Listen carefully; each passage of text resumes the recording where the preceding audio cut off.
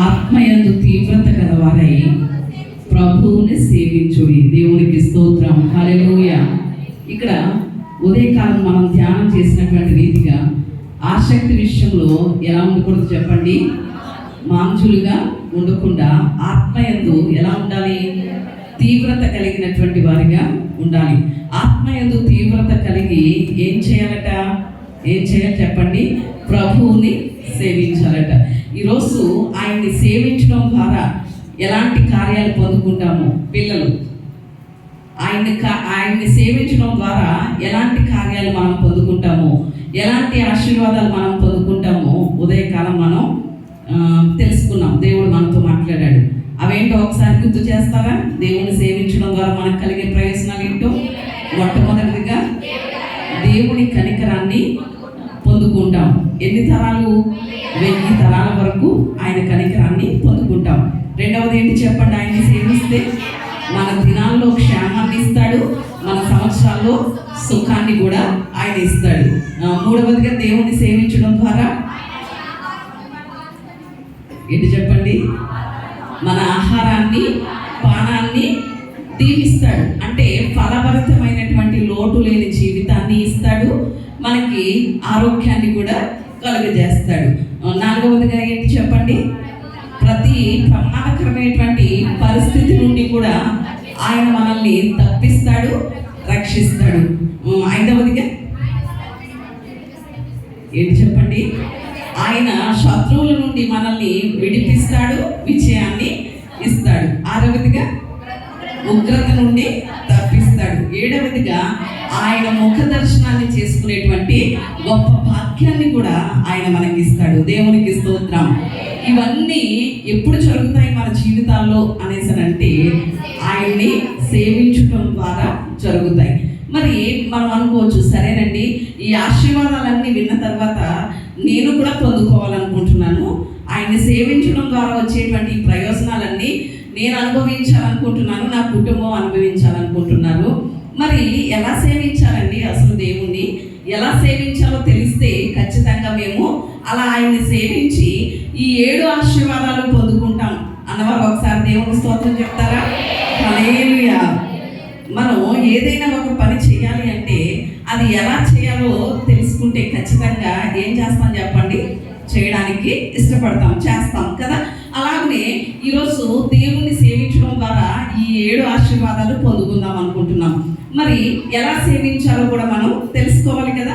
దేవుణ్ణి ఎలా సేవించాలి అని చాలా తక్కువగానే ఉదయకాలం దేవుని సన్నిధిలో మనం ఉన్నాం కనుక త్వరగానే 3 మాటలు చెప్పి నా మాటలు త్వరగానే ముగించాలని ఇష్టపడుతున్నాను.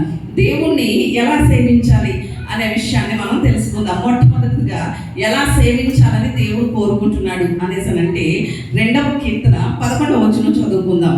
2వ కీర్తన 11వ చరణం చదువుకుందాం. భయభక్తులు కలిగి యెహోవాను సేవించుడి, గడగడ వణకుచు సంతోషించుడి. దేవునికి స్తోత్రం. హల్లెలూయా. మొట్టమొదటిగా దేవుడు ఎలా సేవించాలి ఆయన కోరుకుంటున్నాడు అంటే ఎలా సేవించాలట? భయభక్తులు కలిగి సేవించాలట. ఎలా చెప్పండి? భయభక్తులు కలిగి. చాలాసార్లు మనం ఏమనుకుంటామో తెలుసా?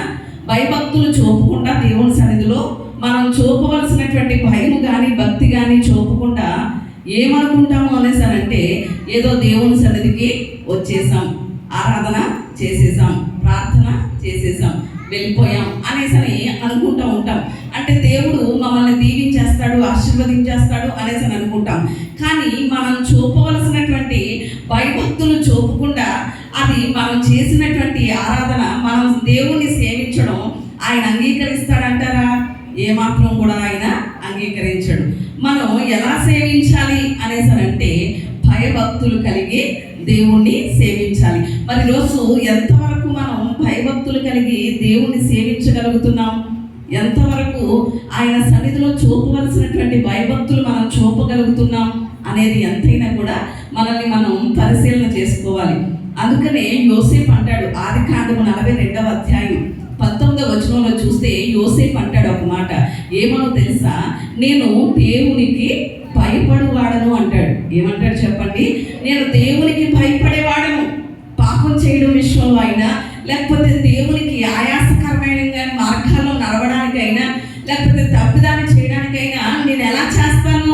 నేను అవన్నీ చేయడానికి ఏమాత్రం కూడా అంగీకరించను. ఎందుకు అంటే నేను ఎవరిని అంటే దేవునికి భయపడేవాడను అని యోసేపు చెప్తున్నాడు తన జీవిత అనుభవంలో. ఈరోజు మరి మనకు ఎదురయ్యేటువంటి శోధనకరమైనటువంటి పరిస్థితిలోనైనా, పాపం ఎదురైనా, ఎలాంటి పరిస్థితిలోనైనా మనం ఈ మాట చెప్పగలమా? నేను దేవుని యందు భయభక్తులు కలిగిన దానండి, కాబట్టి ఈ విషయంలో నేను పాల్గొనలేను, ఈ కార్యాన్ని నేను చేయలేను అని ఎంతవరకు మనం చెప్పగలుగుతున్నాం అనేది ఎంతైనా మనల్ని మనం ప్రశ్నించుకోవాలి, పరిశీలన చేసుకోవాలి. యోసేపు ఖచ్చితంగా చెప్తున్నాడు, ఒకవేళ ఆ పోతిఫర్ భార్యతో కనుక పాపం చేస్తే ఆ ఇంటంతటికి యజమాని అయిపోవచ్చు యోసేపు కదండి. కానీ అది అక్రమంగా వచ్చేదాన్ని యోసేపు ఏమాత్రం కూడా ఆశించలేదు. దేవుని ఎడల కలిగి ఉండవలసినటువంటి ఆ భయాన్ని యోసేపు కలిగి ఉన్నట్లుగా మనం చూస్తున్నాం. మొదట దేవుని విషయంలో మనం చేసే భక్తి, మన భక్తి బాగా ఉండాలి అంటే మొదట ఏం కలిగి ఉండాలి చెప్పండి? భయాన్ని కలిగి ఉండాలి. ద్రాక్షవల్లి ప్లేస్ మార్పు. మొదట మనం దేవుని ఎడల చేసేటువంటి భక్తి విషయంలో భక్తి సరిగా చేయాలి అనేసనంటే ఏం కలిగి ఉండాలి చెప్పండి? భయం అనేది ఉండాలి. భయం లేకుండా ఎంత భక్తి చేసినా అదేమవుతుంది? వృధానే అవుతుంది, ఏమాత్రం ప్రయోజనం అవ్వదు. దేవుడు అనేసనంటే ఒక రకమైనటువంటి భయం ఉండాలి. మనకి దేవుని సన్నిధిలో ఉన్నామంటే ఒక రకమైనటువంటి భయం ఉండాలి. భయం అనేసనంటే ఆయన ఏదో శక్తిలా ఉన్నాడు, లేకపోతే 4 చేతులు వేసుకుని 10 కాళ్ళు వేసుకుని నరికేస్తాడు, కత్తి పట్టుకుని ఉన్నాడు అని ఆ రీతిగా భయపడడం కాదు. ఉదాహరణకి గడిచిన దినాల్లో మనం ఆలోచన చేసాం, అబ్రహాము భయముతో కూడిన స్నేహం చేశాడు దేవునితో అని నేర్చుకున్నాం కదండి. అంటే ఒక రకమైనటువంటి గౌరవం. భయం అంటే ఏంటి చెప్పండి? ఒక రకమైనటువంటి గౌరవం. ఉదాహరణకి దైవ సేవకులతో మనం కొంచెం మాట్లాడడానికి ఏమవుతూ ఉంటాం? భయపడతా ఉంటాం. అంటే భయపడుతున్నామంటే ఆయన ఏదో కత్తి తీసుకుని నరికేస్తాడనా? కాదు కదా. అంటే గౌరవం అనమాట అండి. ఏంటి చెప్పండి? గౌరవం. అంటే ఈ రోజు మనం దేవుని విషయంలో కూడా చూపించవలసింది భయం అనేసనంటే ఏదో చేసేస్తాడు అనేసనని కాదు. దేవుని పట్ల ఒక మర్యాద పూర్వకమైనటువంటి గౌరవాన్ని కనపరచాలి. అదే భయం. దేవుడు అయ్యో నా జీవితంలో ఇంత చేశాడే, ఆయన సన్నిధిలో నేను ఎలా ఉండాలి, ఆయన కార్యాల్లో నేను ఎలా ఉండాలి, ఆయన స్తుతించే విషయంలో నేను ఎలా ఉండాలి, ఆయన ఆరాధించే విషయంలో ఎలా ఉండాలి, ఆయన వాక్యం వినే విషయంలో ఎలా ఉండాలి, ఆయన వాక్యాన్ని అనుసరించి నడుచుకునే విషయంలో నేను ఎలా ఉండాలి అని ఎప్పటికప్పుడు మన జీవితాన్ని మనం పరీక్షించుకుంటే, మనం పరిశీలన చేసుకుంటే అదే భయం అవుతుంది. దేవునికి స్తోత్రం. ఈరోజు క్రైస్తవ సమాజం ఎలా ఉంది అనేసనంటే ఏమాత్రం కూడా పరిశీలన లేదు. వారు చేసే భక్తి విషయంలో కానివ్వండి, వారు నడిచేటువంటి నడవడికల్లో కానివ్వండి, వారు చేసే పనుల విషయంలో కానివ్వండి, ఏమాత్రం కూడా ఏం లేదు, వారికి పరిశీలన లేదు. పరిశీలన లేదు అంటే దేవుని ఎడల ఏం లేదు చెప్పండి? భయం లేదని అర్థం. కానీ ఈరోజు దేవుడు ఏమంటున్నాడో తెలుసా? నన్ను సేవించేవారు ఎలా సేవించాలి అని దేవుడు కోరుకుంటున్నాడంటే భయభక్తులు కలిగి దేవుని సేవించాలట. దేవునికి స్తోత్రం. హల్లెలూయా. మరి ఈరోజు ఎంతవరకు భయభక్తులు కలిగి ఆయన్ని సేవించగలుగుతున్నాం? ఆల్రెడీ గడిచిన దినాల్లో భక్తి అంటే ఏంటో నేను 4 మాటలు మీకు చెప్పడం జరిగింది. అంటే ఈరోజు మనం ఎంతవరకు దేవుని విషయంలో భయభక్తులు కలిగి జీవించగలుగుతున్నాం అనేది నా మట్టుకు నేను, మీ మట్టుకు మీరు ఎంతైనా ఏం చేయాలి చెప్పండి? పరిశీలన చేసుకోవాలి. పరిశీలన చేసుకోవాలి. ఒక రోజు అంటండి బలమైనటువంటి ఏనుగు చాలా పెద్దగా ఉంటుంది కదా, చాలా పెద్దగా ఉంది. కానీ దాని కాలికి చిన్న చైన్ కట్టు ఉందట, గొలుసు కట్టు ఉందట. కట్టుంటే అప్పుడు ఆ మాటవాడిని ఒక ఆయన అడిగారట, ఏమని అనేసారంటే, అంత పెద్ద ఏనుగుకి ఇంత చిన్న గొలుసు కట్టారండి, అది తెంపేసుకోదా, అది చాలా బలమైంది కదా ఏనుగు అనేసరి ఆ ఏనుగును నడిపేటువంటి మావటివాడిని అడిగితే ఆ మావటివాడు అన్నాడట, అది చిన్నపిల్లగా ఉన్నప్పుడు చిన్న చైన్ కట్టాను, పెద్దగా ఉన్నప్పుడు కూడా ఆ చైనే కంటిన్యూ చేస్తున్నాను. అంటే దానికి ఒక ఆలోచన ఉంది. ఏమనేసానంటే, నేను చిన్నగా ఉన్నప్పుడు నన్ను దాన్ని చైన్తో ఏం చేశారు? బంధించారు. ఇప్పుడు పెద్దగా ఉన్నప్పుడు కూడా నన్ను బంధించారు, నేను బంధింపబడే ఉన్నాను అనే ఒక భయంతో ఉంది అంతే. కానీ దాని బలం ముందు ఆ చైన్ మాత్రం ఏమీ ఆగదు. కానీ నన్ను ఒక ఎంతోనో బంధించారు అనే భయంతో ఆ ఏనుగు కొనసాగుతుందని మా ఆవిడవాడు చెప్పాడటండి. దేవునికి స్తోత్రం. ఈరోజు మన పరిస్థితులు బాగోలేనప్పుడేమో భయపడడం దేవునికి, పరిస్థితులన్నీ బాగున్న తర్వాత భయం లేనటువంటి కూడా దేవునికి ఏమాత్రం కూడా ఇష్టం కాదు. దేవుణ్ణి ఎలా సేవించాలి అని దేవుని వాక్యం సెలవిస్తుంది అంటే భయభక్తులు కలిగి దేవుని సేవించాలి. భయము అనేసనంటే ఒక గౌరవపూర్వకంగా దేవునికి ఇచ్చేటువంటి మర్యాద. ఉదాహరణకి ఆదివారం ఉదయం 7 అయితే చాలండి, నేను రెడీ అయిపోతాను. చాలా మందికి తెలుసు 7 అయిందంటే నీకు స్నానం చేసి శారీ కట్టేసుకుని రెడీ అయిపోతాను. మన ఆరాధన ఎన్ని గంటలకి? 9 గంటలకి. నేను 7 గంటలకి రెడీ అయిపోతూ ఉంటాను. అంటే ఒక రకమైనటువంటి భయం అనేసి అని చెప్పక్కర్లేదు దాన్ని. ఒక రకమైనటువంటి గౌరవం, దేవుని పట్ల ఉన్నటువంటి ఆరాధనా భావం, ప్రేమపూర్వకమైనటువంటి గౌరవం అన్నమాట దేవుడు అంటే. అంటే ఈరోజు దేవుణ్ణి ఆరాధించవలసినటువంటి దినం, ఈరోజు నా దేవుడితో నేను సహవాసం చేయవలసినటువంటి దినం, ఈరోజు నా దేవుడు నాతో మాట్లాడేటటువంటి దినం, ఈరోజు నా దేవుడు నన్ను పరిశుద్ధపరిచే దినం, ఈరోజు నా దేవుడితో కలిసి నేను ముచ్చటించేటువంటి దినం. ఎప్పుడు దేవుడి సన్నిధికి వెళ్ళిపోతానా అనేటువంటి ఆరాటం అన్నమాట. దాన్ని ఏమంటారు చెప్పండి? ప్రేమతో కూడినటువంటి గౌరవ భావం అంటారు. ఈరోజు మరి ఎంతవరకు మనం దేవుణ్ణి అలా ఆరాధించగలుగుతున్నాం, అలా సేవించగలుగుతున్నాం అనే విషయాన్ని మనం ఎంతైనా కూడా పరిశీలన చేసుకోవాలి. మొదటి మాట, దేవుడు ఎలా సేవించాలని కోరుకుంటున్నాడు? ఆయన్ని భయభక్తులు కలిగి సేవించాలని కోరుకుంటున్నాడు. రెండవ మాట కూడా చూద్దాం రండి. హెబ్రీయులకు రాసినటువంటి పత్రిక 12వ అధ్యాయం 28, 29 వచనాలు చదువుకుందాం. 12, 28, 29. అందువలన మనము నిశ్చలమైన రాజ్యమును పొంది దైవ కృప కలిగి ఉందము. ఆ కృప కలిగిన వినయ భయభక్తులతో దేవునికి ప్రీతికరమైన సేవ చేయుదుము. ఎలయనగా మన దేవుడు దహించు అగ్ని అయి ఉన్నాడు. దేవునికి స్తోత్రం, హల్లెలూయా. ఇక్కడ రెండవదిగా దేవుని వాక్యం మనకి సెలవిస్తుంది, ఆయన్ని సేవిస్తే ఎన్ని ఆశీర్వాదాలు మనం పొందుకుంటామో, ఎన్ని ప్రయోజనాలు మనం పొందుకుంటామో దేవుడు తెలియజేశాడు. మరి ఆయన్ని సేవించడం ద్వారా వచ్చే ప్రతి ఆశీర్వాదం మనం పొందాలి అనేసనంటే ఎలా సేవించాలో దేవుడు మనకి నేర్పిస్తున్నాడు. మొట్టమొదటిగా ఎలా చెప్పండి? భయభక్తులు కలిగి ఆయన్ని సేవించాలి. రెండవదిగా ఎలా సేవించాలి, ఎలాంటి సేవ చేయాలి అనేసని మనం వాక్యంలో కనుక ఆలోచన చేస్తే ప్రీతికరమైన సేవ చేయాలటండి. ఎలా చేయాలి చెప్పండి? ప్రీతికరమైనటువంటి సేవ. ప్రీతికరమైన సేవ అంటే, ప్రీతికరం అంటే ఇష్టమైనటువంటి సేవ చేయాలి. అంటే ఈరోజు చాలాసార్లు మనం పాడేటువంటి పాటల విషయంలో కానివ్వండి, మనం చేసేటువంటి ఆరాధన విషయంలో కానివ్వండి, చాలాసార్లు మనం ఏమనుకుంటామో తెలుసా? నేను బాగా పాడేశాను, నా పాట దేవునికి అంగీకారం అయిపోయింది, నేను చేసినటువంటి ఆరాధన దేవునికి అంగీకారం అయిపోయింది అని మనం అనుకుంటాం. కానీ అది దేవునికి ఇష్టమైందా లేదా అనేది మనం ఎంతైనా కూడా ఆలోచన చేసుకోవాలి. మన స్తుతులు దేవునికి ఒక సింహాసనంగా మారిపోవాలి. మనం చేసేటువంటి ఆరాధన దేవునికి ఒక అంగీకారమైనటువంటి నైవేద్యంగా మారిపోవాలి. అలాగున ప్రీతికరమైనటువంటి దేవునికి ఇష్టమైనటువంటి సేవ చేయాలి. మరి ఈరోజు ఎంతవరకు చేస్తున్నాం? ఉదాహరణకి మన ఇంటికి ఎవరైనా వచ్చారనుకోండి, అతిథులు, వాళ్ళని గౌరవించడానికి ఏం చేస్తాం? కుర్చీ వేస్తాం కదండి. కుర్చీ వేసి కూర్చోండి అంటాం. మొదట వాళ్ళని గౌరవించేటువంటి పద్ధతి అది కదా. మరి ఈరోజు మన మధ్యలోనికి ఆత్మస్వరూపిగా మన దేవుడు సంచరిస్తున్నాడు. ఆయన మన మధ్యలో ఎంతసేపటి నుంచి అయినా ఎలా ఉంటున్నాడు? నిలబడే ఉంటున్నాడు. మరి ఆయన్ని గౌరవించాలి అంటే మనం ఏం చేయాలి? కుర్చీ వేయాలి. ఆ సోఫాలో కూర్చోమందామా అంటే ఆ సోఫాలో కూర్చునేటువంటి వాడా? ఆయనకి ఆ సోఫా సరిపోతుందంటారా? ఆకాశం ఆయన సింహాసనం, భూమి ఆయన పాదపీఠం. ఆకాశ మహాకాశాలను పట్టజాలన్నటువంటి దేవునికి మనం వేసే సోఫాలు కానీ కుర్చీలు కానీ ఎంతవరకు? మనం ఎలాంటి కుర్చీ వేయాలి అంటే మన స్తుతులు అనేటువంటి సింహాసనాన్ని ఆయనకి వేయాలి. దేవునికి స్తోత్రం, హల్లెలూయా. మరి ఈరోజు అలాంటి ఆయనకు అంగీకారమైనటువంటి, ఆయన ఇష్టపడేటువంటి సింహాసనాన్ని ఎంతవరకు మనం వేస్తున్నాం అనేది ఎంతైనా ఆలోచన చేయాలి.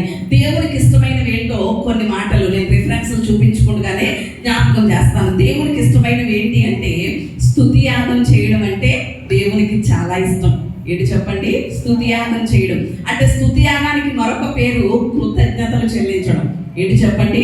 కృతజ్ఞతలు చెల్లించడం అంటే మనం దేవుని దగ్గర నుంచి పొందుకున్నటువంటి మేలును బట్టి కృతజ్ఞత పూర్వకంగా దేవునికి ఒక స్తుతి యాగం చేస్తాం చూసారా? దేవుణ్ణి కొనియాడుతూ ఉంటాం చూసారా? అదంటే దేవునికి చాలా ఈరోజు ఎంతవరకు అలాగున మనం దేవుని స్తుతించగలుగుతున్నాం, అలాంటి కృతజ్ఞతలు దేవునికి తెలియచేయగలుగుతున్నాం అనేది ఎంతైనా కూడా ఆలోచన చేయాలి. రెండవదిగా దేవునికి ఇష్టమైనది ఏమిటి అనేసి అంటే ఆయన నామాన్ని మనం ఒప్పుకోవాలి. ఏమి ఇష్టం చెప్పండి? ఆయన నామాన్ని మనం ఒప్పుకోవడం అంటే దేవునికి చాలా ఇష్టం.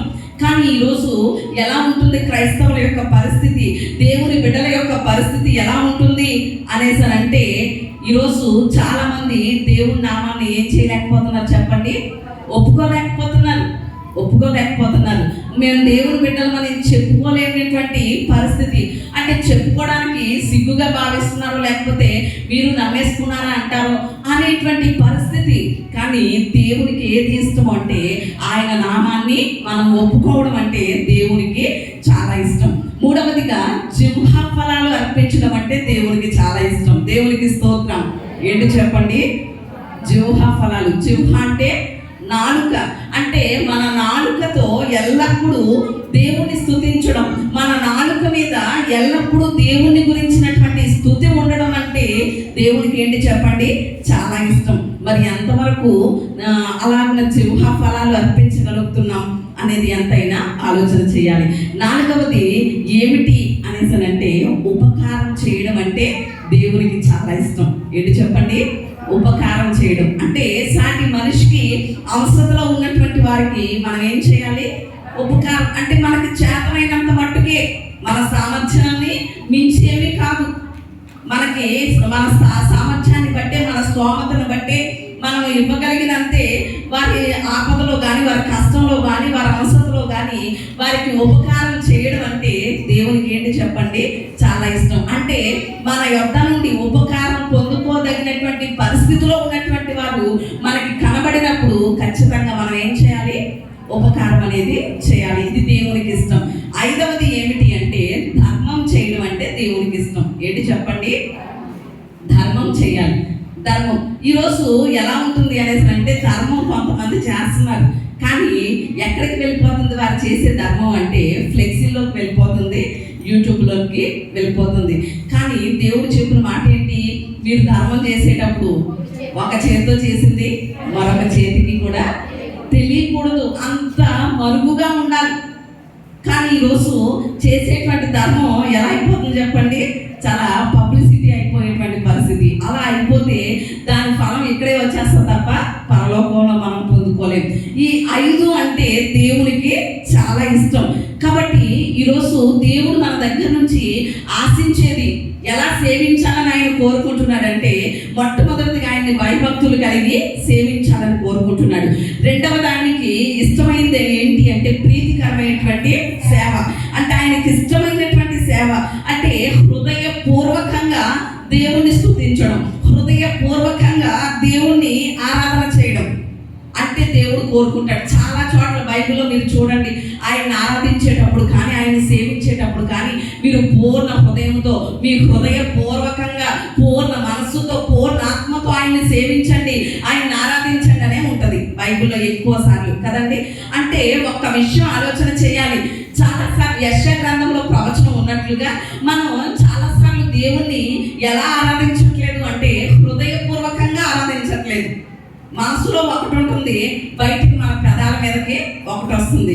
అందుకని యెషయా ద్వారా దేవుడు పలికించిన ప్రవచనం ఏంటంటే వారి పెదవులతో నన్ను కనపరుస్తున్నారు, ఆరాధిస్తున్నారు, కానీ వారి హృదయం మాత్రం ఎలా ఉంటుంది? నాకు దూరంగా ఉంది. అలా దూరంగా వారి హృదయాన్ని పెట్టుకునేటువంటి ఆరాధన నాకు అంగీకారం కాదు, నాకు ఇష్టం కాదు అని దేవుడు సెలవిస్తున్నాడు. అంటే ఈరోజు మన హృదయపూర్వకంగా దేవుణ్ణి స్తుతించడం, ఆరాధించడం అనేసి అంటే దేవుడు చేసినటువంటి కార్యాలని తలంచుకోవాలి. తలంచుకుంటూ పూర్ణ హృదయంతో ప్రభువా నా జీవితంలో ఇలాంటి కార్యం చేసావే అని హృదయపూర్వకంగా దేవుణ్ణి స్తుతించాలి. ఈరోజు ఎలా ఉంది అనేసి అంటే మన పద్ధతి మనుషుల దగ్గర ఎలా నటిస్తామో, పైకి ఒకటి మాట్లాడతాం, లోపల ఏముంటుంది? వాళ్ళంటే అసూయ ఉంటుంది, ద్వేషం ఉంటుంది, కోపం ఉంటుంది, మత్సరం ఉంటుంది. కానీ పైకి మాత్రం వాళ్ళంటే చాలా ప్రేమ ఉన్నట్లు మాట్లాడేస్తూ ఉంటాం కదండి. దాన్ని దేవుడు సహించలేడు ఏ మాత్రం వేషధారణ. అంటే మనుషుల దగ్గర నటించినట్లే ఈరోజు ఎవరి దగ్గర నటించేస్తున్నారు? దేవుడి దగ్గర కూడా నటించేస్తున్నారు. క్రైస్తవులు. మరి మనిషికి అయితే మీరు వారి హృదయంలో మనతో మాట్లాడే వారి హృదయంలో ఏముందో తెలియదు మనుషులకి. మరి దేవునికి తెలియదా? ఆయనకు ఒక పేరు పెట్టబడింది, అంతరంగాల్ని హృదయాల్ని పరిశీలించే దేవుడు. దేవునికి స్తోత్రం. ఒకవేళ నువ్వు మనుషుల దగ్గర నటించినప్పుడు మనుషులకి తెలియకపోవచ్చు, కానీ నీ హృదయాన్ని దూరంగా పెట్టుకుని ఆయన్ని స్తుతిస్తున్నావో, హృదయపూర్వకంగా దేవుణ్ణి ఆరాధన చేస్తున్నావో, నీ ఆరాధన ఎలా ఉందో అన్ని కూడా ఆయన పరిశీలన చేస్తున్నాడు మన హృదయాల్ని. మరి ఎంతవరకు ఆయనకి ప్రీతికరమైనటువంటి, అంగీకారమైనటువంటి, ఇష్టమైనటువంటి ఆరాధన చేస్తున్నాం, అలాంటి సేవ చేస్తున్నాం అనేది మనం ఎంతైనా కూడా ఆలోచన చేసుకోవాలి. మూడో మాట కూడా నేను చెప్పి ముగిస్తాను రండి. మూడవదిగా ఎలా సేవించాలి దేవుణ్ణి అని కనుక ఆలోచన చేస్తే, అపోస్తులైనటువంటి పౌలు గారు రోమీయులకు రాసినటువంటి పత్రిక 12వ అధ్యాయం 1వ వచనం చదువుకుందాం. 12వ అధ్యాయం 1వ వచనం. కాబట్టి సహోదరులారా, పరిశుద్ధమును దేవునికి అనుకూలమునైన సజీవ యాగముగా మీ శరీరములను ఆయనకు సమర్పించుకొనుడని దేవుని వాత్సల్యమును బట్టి మిమ్మును బతిమాలుకొనుచున్నాము. ఇట్టి సేవ మీకు యుక్తమైనది. దేవునికి స్తోత్రం. హల్లెలూయా. మూడవదిగా దేవుడు మనతో మాట్లాడుతున్నటువంటి మాట, ఆయన్ని ఎలా సేవించాలి అంటే, మొట్టమొదటిగా భయభక్తులు కలిగి సేవించాలి. రెండవది ఆయనకి ప్రీతికరమైన సేవ చేయాలి. మూడవది ఎలా సేవించాలి, ఎలాంటి సేవను ఆయన కోరుకుంటున్నాడు అంటే యుక్తమైనటువంటి సేవ చేయాలటండి. ఎలాంటి సేవ చెప్పండి? యుక్తమైనటువంటి సేవ. యుక్తమైనటువంటి సేవ అంటే, యుక్తమైనది అంటే ఎలాంటిది? యుక్తమైనది అంటే ఒక్క మాటలో చెప్పాలంటే అర్థమయ్యేటట్లుగా తెలివైనది అని అర్థం వస్తుంది. యుక్తి అనేది అంటే ఏంటి చెప్పండి? తెలివి కదా. అంటే దేవునికి యుక్తమైనటువంటి సేవ చేయాలి. ఆ యుక్తమైనటువంటి సేవ ఏమిటి అని ఆలోచన చేస్తే, సజీవ యాగములుగా మన ప్రాణాత్మ శరీరాన్ని దేవునికి సమర్పించుకోవడమే యుక్తమైనటువంటి పని. దేవునికి స్తోత్రం. అంటే జ్ఞానమైనటువంటి పని, జ్ఞానులు చేసేటువంటి పని, అందరికంటే వివేచన జ్ఞానం ఉన్నటువంటి వారు చేసేటువంటి యుక్తమైనటువంటి సేవ, జ్ఞానమైనటువంటి సేవ ఏదైనా ఉంది అంటే అదేంటో తెలుసా? సజీవ యాగముగా మనల్ని మనం ఎవరికి సమర్పించుకోవాలి చెప్పండి? దేవునికి సమర్పించుకోవాలి. అలా ఎవరు చేయగలుగుతారంటే జ్ఞానులు చేయగలుగుతారు, జ్ఞానం కలిగిన వారు చేయగలుగుతారు. కానీ ఇంకా అజ్ఞానంలో ఉన్నటువంటి వారు ఏం చేయగలరో తెలుసా? మమ్మల్ని మనం ఎలాంటి దేవుని సమర్పించుకోగలుగుతామండి? కొంత ఎలా ఉంటాం, లోకంలో ఉంటాం, కొంత దేవుల్లో ఉంటాం, కొంత అటు ఉంటాం, కొంత ఇటు ఉంటాం అనేటువంటి అజ్ఞాన పరిస్థితుల్లో ఉంటారు. కానీ దేవుడు చేసినటువంటి పర్యాగాన్ని గ్రహించినటువంటి వివేకులైతే, దేవుడు మన మీద చూపినటువంటి ప్రేమను రుచి చూచినటువంటి అనుభవం, హృదయపూర్వకంగా అనుభవిస్తున్నటువంటి ఆ అనుభవం తెలిసినటువంటి వారు, ఆ లోతైనటువంటి విషయాన్ని గ్రహించిన వారైతే ఖచ్చితంగా వారు సజీవ యాగంగా ఏం చేస్తారు చెప్పండి? దేవునికి సమర్పించుకుంటారు. అదే యుక్తమైనటువంటి సేవ. మరి ఈరోజు ఎంతవరకు ఆయనకి యుక్తమైనటువంటి సేవ మనం చేయగలుగుతున్నాం? సజీవ యాగాలుగా మనల్ని మనం దేవునికి అప్పగించుకోగలుగుతున్నాం అనేది ఎంతైనా ఆలోచన చేయాలి. నూతన నిబంధన క్రైస్తవులమైనటువంటి మనం ఇంకా ఆయనకి ఏం చేయలేకపోతున్నాం? సజీవ యాగంగా మనల్ని సమర్పించుకోలేకపోతున్నాం. కానీ మన పితరులైనటువంటి ఇశ్రాయేలీలు ఉన్నారే, వాళ్ళు ఐగుప్తు బానిసత్వంలో ఉన్నప్పుడు ఫరో కాడి క్రింద వాళ్ళు నలిగిపోయేటప్పుడు వాళ్ళు ఏమంటారో తెలుసా? మేము సంపూర్ణంగా దేవుణ్ణి సేవించడానికి వెళ్ళాలి, మాకు విడుదల ఇవ్వని ఫరోతో మాట్లాడిన మాటలు మనం ఒకసారి చూద్దాం రండి. నిర్గమకాండం 10వ అధ్యాయం 8వ వచనం చూద్దాం. 10వ అధ్యాయం 8వ వచనం చూద్దాం. మోషే అహరోనులు ఫరో యొద్దకు మరల రప్పింపబడగా అతడు, మీరు వెళ్ళి మీ దేవుడైన యెహోవాను సేవించుడి, అందుకు ఎవరెవరు వెళ్ళుదరని వారిని అడిగాను. అందుకు మోషే, మేము యెహోవాకు పండుగ ఆచరింపవలెను కనుక మా కుమారులను, మా కుమార్తెలను, మా మందలను, మా పశువులను వెంట పెట్టుకుని మా పిన్న పెద్దలతో కూడా వెళ్ళెదము అనెను. దేవునికి స్తోత్రం. హల్లెలూయా. ఇక్కడ ఐగుప్తులో దేవుడు 10 అద్భుతాలు చేశాడు. 10 సార్లు మోషే ఫరో యొక్క హృదయం ఏమైంది చెప్పండి? కఠినం అవ్వడం అనేది మనం చూస్తాం. ఇక్కడ అద్భుతం జరిగినప్పుడల్లా మోషేని ఫరో రప్పించడం, ఈ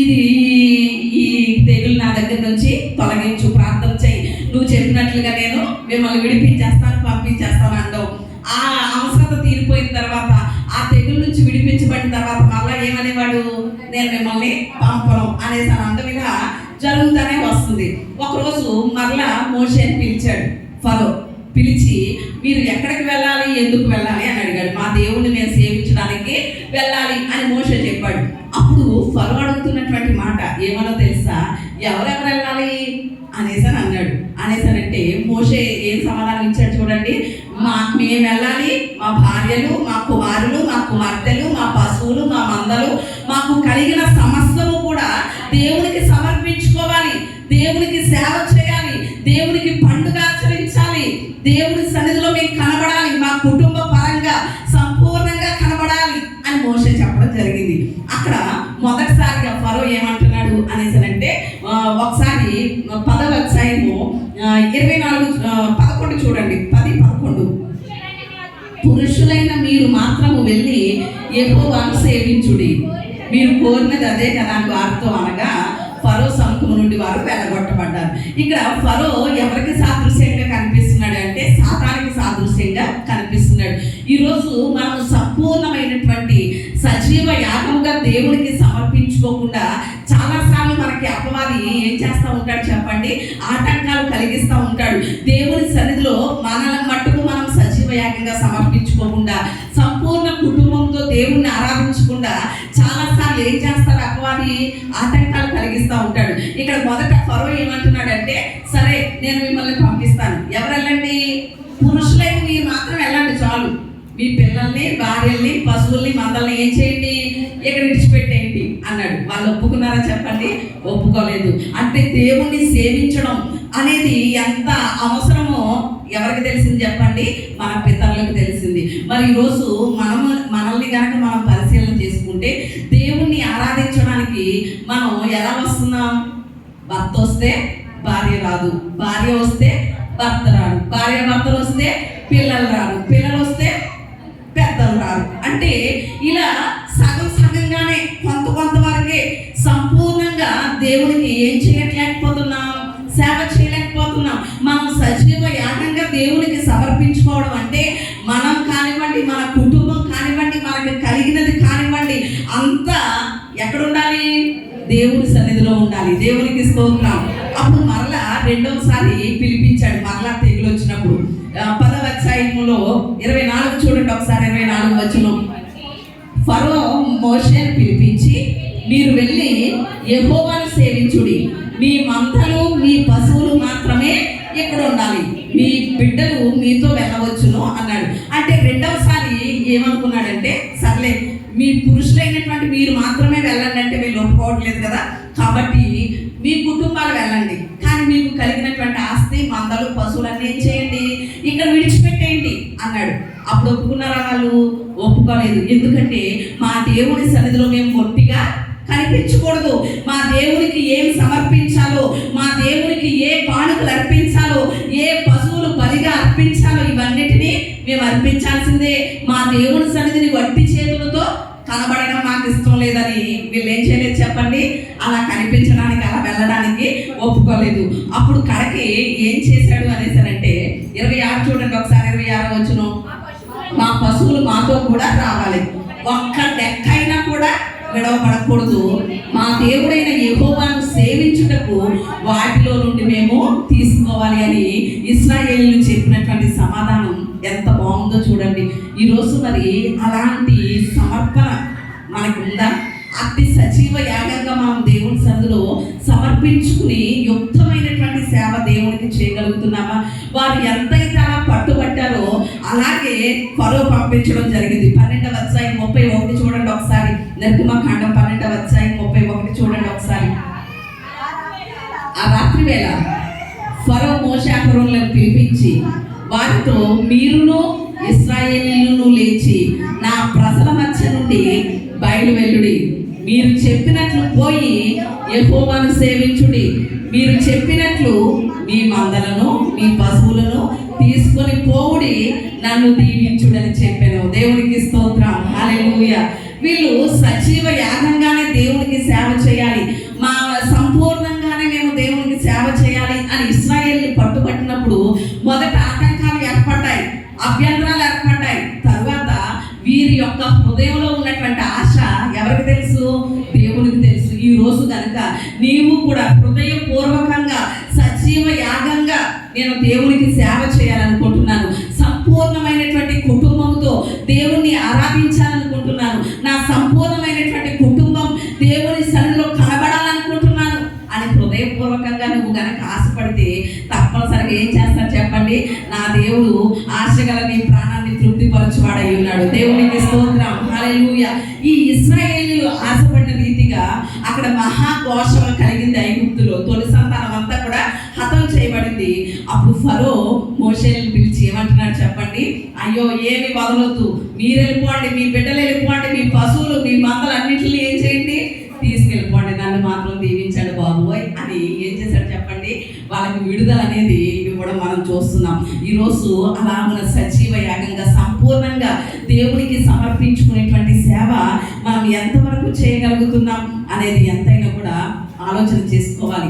మనకి బాగా తెలిసినటువంటి వ్యక్తి యెహోషువ అంటాడు. యెహోషువ గ్రంథము 24వ అధ్యాయం 15వ వచనంలో చూస్తే అక్కడ యెహోషువ ఎలాంటి తీర్మానం చేసుకున్నాడు అని ఆలోచన చేస్తే అక్కడ అంటున్నాడు యెహోషువ ఏమనో తెలుసా? ఇశ్రాయేలు ప్రజలందరినీ కూడా పోగు చేసి వారితో మాట్లాడుతున్నాడు, మీరు ఏ దేవతలను పూజించుకుంటారో మీ ఇష్టం, నది అడ్డలో ఉన్నటువంటి దేవతలను పూజించుకుంటారో, అస్తారోతు దేవతలను పూజించుకుంటారో అదంతా మీరు ఇష్టం. మీరు ఎవరిని సేవించాలనుకుంటున్నారో, మీరు ఎలా ఉండాలనుకుంటున్నారో, లోకంలో సగం దేవుల్లో సగం ఎలా ఉండాలనుకుంటున్నారో మీ ఇష్టం. కానీ నా నిర్ణయం మాత్రం నేను చెప్తున్నాను, నా తీర్మానం మాత్రం నేను చెప్తున్నాను. నేను ఎలాంటి సజీవమైనటువంటి సేవ, యుక్తమైనటువంటి సేవ చేయాలనుకుంటున్నానో నేను మీకు తెలియజేస్తున్నాను. అది ఏంటి అంటే నేనును నా ఇంటి వారును యెహోవానే సేవిస్తామన్నాడు. దేవునికి స్తోత్రం, హల్లెలూయా. మరి ఈరోజు అంతటి సజీవ యాగంగా సంపూర్ణంగా దేవునికి సమర్పించుకుని సేవ చేసేటువంటి అనుభవాలు మనం కలిగి ఉన్నామా అనేది ఎంతైనా కూడా మనము ఆలోచన చేయాలి. దేవుని సేవించేటప్పుడు చాలా పోరాటాలు ఎదురవుతూ ఉంటాయి. ఇశ్రాయేలుని చూడండి, వాళ్ళందరూ సంపూర్ణంగా దేవుని సేవించడానికి రావాలనుకున్నారు, పండుగ ఆచరించాలనుకున్నారు. కానీ ఫరో హృదయం చాలాసార్లు ఏమైంది? కఠినమైంది. ఈరోజు మనకి కూడా సజీవ యాగంగా మనం దేవుని సన్నిధిలో సమర్పించుకుని సంపూర్ణంగా ఆయన సన్నిధిలో ఉండాలని, ఆయన ఆరాధించాలని, ఆయన్ని సేవించాలన్నప్పుడు మనకి ఏవి ఎదురవుతూ ఉంటాయి చెప్పండి? పోరాటాలు ఎదురవుతూ ఉంటాయి, ఆటంకాలు ఎదురవుతూ ఉంటాయి, చాలా కామెంట్స్ కూడా ఎదురవుతూ ఉంటాయి. ఎదురైనాయా చెప్పండి? 50 దినాలు వెళ్ళిపోవాలంటావా? ఒక్కరోజు కూడా మానకూడదేంటి? ఒక్కరోజు మానితే ఏమైపోయింది అని ఎదురైనాయా అండి? ఎదురైనాయా? ఇంకొన్ని ఎదురవుతూ ఉంటాయి. అసలు ఏంటి 40 రోజులే కదా, మీ పాస్టర్ గారు 50 రోజులు పెడుతున్నారేంటి? ఎదురైనాయా చెప్పండి? మరి ఎదురైనప్పుడు ఏం సమాధానం చెప్పారు? ఏం సమాధానం చెప్పారు? 40 రోజులే కదా సిలువ ధ్యానాలు, 50 రోజులు పెట్టారండి, మీ పాస్టర్ గారికి వాక్యం తెలియదు అనే మాటలు వినిపించలేదా మీకు? వినిపించినాయా చెప్పండి? ఒక్క విషయం అలా అన్న వాళ్ళతో ఒక్క మాట అడగండి. ఏమని అనేసానంటే ఈ 40 రోజులు సిలువ ధ్యానాలు అనేసరి ఎక్కడుంది? అసలు యేసయ్య సిలువ శ్రమలు పొందే ముందు 40 రోజులు ఉపవాసం చేశాడా? 40 దినాలు యేసయ్య ఉపవాసం చేశారు. ఎప్పుడు చేశారు? సువార్త పరిచర్య స్టార్ట్ చేసినప్పుడు. అంటే 30 సంవత్సరాల తల్లిదండ్రుల దగ్గర ఇంటి దగ్గర ఉన్నారు, ఇంట్లో వాళ్ళకి ఉపయోగపడ్డారు, వారి పనులకి ఉపయోగపడ్డారు. 30వ సంవత్సరాన్ని సేవా పిలుపు అందుకున్నప్పుడు స్టార్టింగ్ సేవలోకి వచ్చిన స్టార్టింగ్లో ఏం చేశారు? 40 దినాలు ఉపవాసం చేశారు. ఉపవాసం చేసిన తరువాత 40 దినాల తర్వాత సిలువ శ్రమలు పొందలేదు. ఏం చేశారు? 40 దినాలు ఉపవాసం చేసిన తరువాత 3.5 సంవత్సరాలు సేవ చేశారు. అప్పుడు సిలువ శ్రమలు వచ్చినాయి. హల్లెలూయా. అవునంటారా కాదంటారా? మీరు మార్కు సువార్త, మత్తయి సువార్త, లూకా సువార్త చదువుకోండి, బాగా తెలుస్తాయి కదా. కానీ మన వాళ్ళు ఏం చేశారు? 40 రోజులు ఇప్పుడే దేవుడు ఉపవాసం చేసి ఎక్కడికి వెళ్ళాడు? సిలువుకి వెళ్ళాడు అన్నట్లుగా దీన్ని సిలువ శ్రమల ధ్యానం అనేసి పెట్టేశారు. అది ఎంతవరకు వాక్యానుసారం ఒక్కసారి పరిశీలన చేయాలి. 50 దినాలు మనం సిలువ ధ్యానాలు ఏమీ చేయట్లేదు. ఏం చేస్తున్నాం? మన టైటిల్ ఏంటి? ఆత్మీయ కుటుంబ సహవాస కూడికలు. దేవునికి స్తోత్రం. అంటే ఆధ్యాత్మికంగా మన కుటుంబాలతో ఏం చేస్తున్నాం? ఈ 50 రోజులు దేవునితో సహవాసం చేస్తున్నాం. దేవునితో దేవునితో సహవాసం చేయొద్దని ఏం వాక్యం చెప్పలేదు కదా. అంటే మనం చేసేది వాక్యానుసారం ఎల్లప్పుడూ కూడా దేవునితో సహవాసం చేయడం మంచిదే. మరి ఈరోజు ఎదురయ్యేటువంటి వారికి సమాధానం కూడా ఏం చేయాలి చెప్పండి, చెప్పగలగాలి. ఒకవేళ సమాధానం చెప్పలేకపోతే మూర్ఖమైనటువంటి వారికి ఖచ్చితంగా వక్రజనానికి ఏం చెప్పాలి చెప్పండి, సమాధానం చెప్పాలి. ఒకవేళ సమాధానం చెప్పలేకపోతే వారి మాటలు మనం ఏం చేయకూడదు, పట్టించుకోక్కర్లే. చాలాసార్లు ఏమనుకుంటారో తెలుసు, సమాధానం చెప్పలేము కానీ సమాధానం చెప్పకుండా వాళ్ళ మాటలు ఏం చేస్తారు, మన వాళ్ళు పట్టించుకుని దేవుని సన్నిధికి మానేస్తూ ఉంటారు, ఆటంకపరచబడిపోతూ ఉంటారు. ఆటంకపరచబడిపోతే మన ఆశీర్వాదాలకు వారు అడ్డుబండగా నిలిచిపోస్తారు. కానీ దేవుని దగ్గర నుండి మనం ఏం పొందలేము చెప్పండి, ఆశీర్వాదాలు పొందలేము. వారి మాటలు ఏమి మనం పట్టించుకోని అవసరం లేదు. ఒక నున్నటి స్తంభం ఉందటండి, ఇప్పుడు మన ముందుంది కదా, అంతకన్నా ఇంకా చాలా నున్నగా ఉన్నటువంటి స్తంభం ఉందట. కొన్ని కప్పలు ఆ స్తంభం ఎక్కాలనుకున్నాయట, ఎక్కాలనుకుని ప్రయత్నిస్తున్నాయట, కింద నుంచి పైకి పాకుతున్నాయట కప్పలు ఆ స్తంభం పైకి ఎక్కాలనేసని. ఈలోగా ఎవరో చూసి ఆ నున్నటి స్తంభం ఈ కప్పలు ఎక్కగలుగుతాయి ఏంటి అన్నారట. అంతే ఒక్కొక్క కప్ప జారిపోసాగినాయట. ఒక్క కప్ప మాత్రం పైకి ఎక్కేసి ఆ స్తంభం మీద కూర్చుందట. ఇదేంటి, నీకు వాళ్ళ మాటలు వినపడలేదా, నువ్వు ఎలా ఎక్కగలిగావు అని ఆ కప్పని అడిగితే ఆ కప్ప ఇంతకి ఆ కప్ప గురించి ఆలోచన చేస్తే అది చెవుడు కప్పట. ఏంటి చెప్పండి, ఆ కప్పకి చెవుడు. కాబట్టి వెనకాల వచ్చేటువంటి కామెంట్స్, వెనకాల వచ్చేటువంటి మాటలు ఏం చేయలేదు, ఆ కప్పకి వినబడలేదు. కాబట్టి స్తంభం పైకి ఎక్కగలిగింది. దేవునికి స్తోత్రం. విన్న కప్పలన్నీ ఏమైపోయి, ఎక్కలేక జారిపోయి. ఈరోజు మనము కూడా ఎక్కలేనటువంటి ఆత్మీయ కొండ మీదకి ఎక్కుతున్నాం. దేవుని రూపాంతరం పొందుకోవడానికి, దేవుని స్వారూప్యంలోనికి మారడానికి, దేవుని పోలికగా మార్చబడడానికి ఎక్కుతున్నాం. మన ఆధ్యాత్మిక ప్రయాణంలో మనం ఎక్కేటువంటి పరిస్థితుల్లో చాలా మాటలు వినబడతా ఉంటాయి, చాలా ఆటంకాలు ఏర్పడుతూ ఉంటాయి. మనకి వినబడేటువంటి మాటలను కనుక మనం వింటే ఏం చేయలేం చెప్పండి, ఎక్కలేం. ఈ ఆధ్యాత్మిక యాత్రలో ముందుకు కొనసాగలేము. కానీ ఎలా ఉండాలి, చెవిటి కప్పలా ఉండాలి. ఆ మాటలకి ఏమి స్పందించక్కర్లేదు. ఉదాహరణకి మనకి మాదిరి మన యేసయ్యే. సిలువలో ఆయన్ని సిలువేసినప్పుడు అటువైపు ఒక దొంగని, ఇటువైపు ఒక దొంగని వేశారు. మొదటి దొంగ ఏమన్నాడు యేసయ్యని, ఏమన్నాడండి, నువ్వు గనక దేవుని కుమారుడు అయితే ఏం చెయ్యి, నిన్ను నువ్వు రక్షించుకో, మమ్మల్ని కూడా రక్షించు అన్నాడు. ఆ మాటలకి యేసయ్య ఏమైనా స్పందించాడా, నేను దేవుని కుమారుణ్ణే, ఏమనుకుంటున్నావో తెలుసా అని సమాధానం చెప్పాడా చెప్పండి యేసయ్య. అసలు అనవసరమైన కామెంట్స్కి ఏమాత్రం మనం స్పందించక్కర్లేదు. ఎందుకంటే మాట్లాడడం వాళ్ళకే నోరు నొప్పి కదండి. ఆకాశం మీద ఒకడు ఉమ్ము వేయాలనుకున్నాడట. ఎక్కడ చెప్పండి, ఆకాశం మీద ఉమ్ము వేయాలనుకున్నాడట. ఎక్కడ పడుతుంది, వెయ్యాలనుకున్న వాడి మీదే పడతా ఉంటుంది. కానీ ఈరోజు అలాంటి మాటలు మనం లెక్క చేయక్కర్లేదు. కానీ సిలువలో ఉన్నటువంటి రెండవ దొంగ ఒక కోరిక కోరాడు దేవుణ్ణి, ఒక ప్రార్థన చేశాడు. ఏమని, నేడు నీవు నన్ను నీ పరదేశంలో కూడా నీ రాజ్యంలో నన్ను జ్ఞాపకం చేస్తున్నప్పుడు ఆ మాటకి స్పందించాడు యేసయ్య. ఏమన్నాడు చెప్పండి, నేడు నీవు నాతో కూడా పరదేశంలో ఉంటావు. అంటే అవసరమైన వాటికి మనం స్పందించాలి. అనవసరమైనటువంటి మాటలకు మనం ఏమో చేయక్కర్లేదు చెప్పండి, స్పందించక్కర్లేదు. ఎవరు ఎన్ని మాట్లాడుకున్నా అది మన ఆశీర్వాదానికి ఆటంకంగా ఉంటుంది అన్నప్పుడు ఆ మాటల్ని మనం ఏం చేయక్కర్లేదు చెప్పండి, పట్టించుకోక్కర్లేదు. ఈరోజు మనము దేవునికి ఎలాంటి సేవ చేయాలి అంటే సజీవమైనటువంటి సమర్పణగా మనల్ని మనం దేవునికి అప్పగించేసుకోవాలి. యుక్తమైనటువంటి సేవది. దేవునికి సేవ చేసేటువంటి విధానంలో జ్ఞానయుక్తమైనటువంటి సేవది. అలాంటి సేవ మనం ఎంతవరకు చేస్తున్నాం? అలా దేవుణ్ణి సేవించే విషయంలో ఆటంకాలు కలుగుతాయి, అభ్యంతరాలు కలుగుతాయి, పోరాటాలు కలుగుతాయి, కామెంట్స్ ఎదురవుతూ ఉంటాయి, ఏవేవో మాటలు ఎదురవుతూ ఉంటాయి, ప్రతికూలతలు ఎదురవుతాయి, పోరాటాలు ఎదురవుతాయి. వాటన్నిటిని మనం ఏం చేయక్కర్లేదు చెప్పండి, లెక్క చేయక్కర్లేదు. ఒక స్త్రీని నేను మీకు పరిచయం చేసిన మాటలు ముగిస్తాను.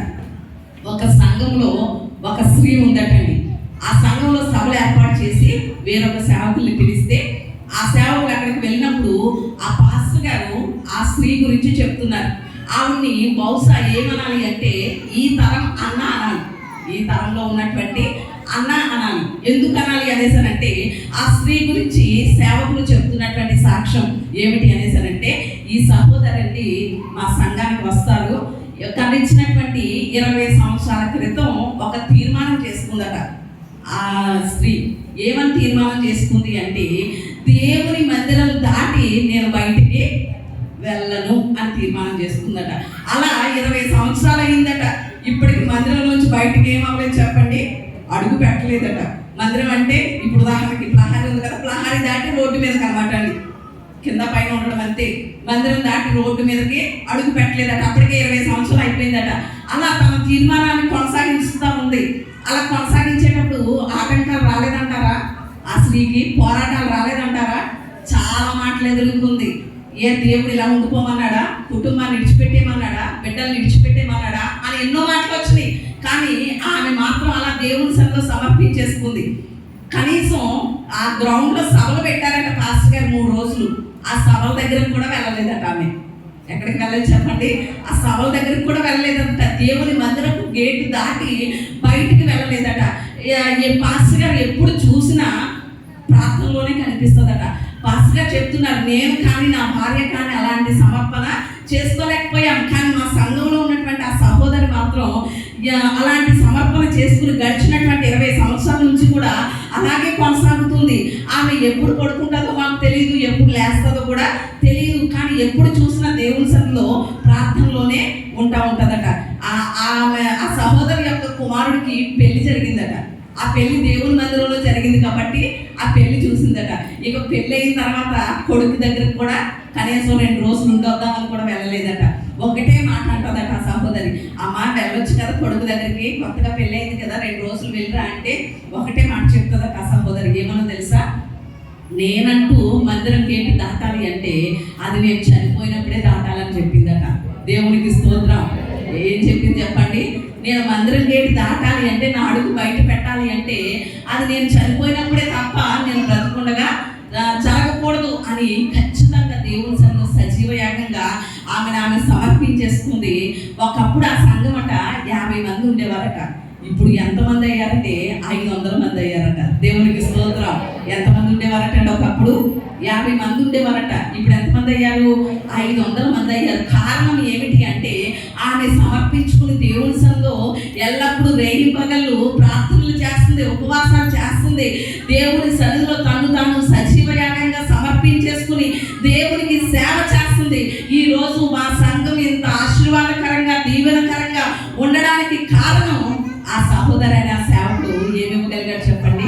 సాక్ష్యం ఇవ్వగలిగాడు. మరి ఈరోజు ఎంతవరకు సజీవ యాగంగా మనం దేవునికి సమర్పించుకోగలుగుతున్నాం అనేది ఎంతైనా కూడా మనల్ని మనం ఆలోచన చేయాలి.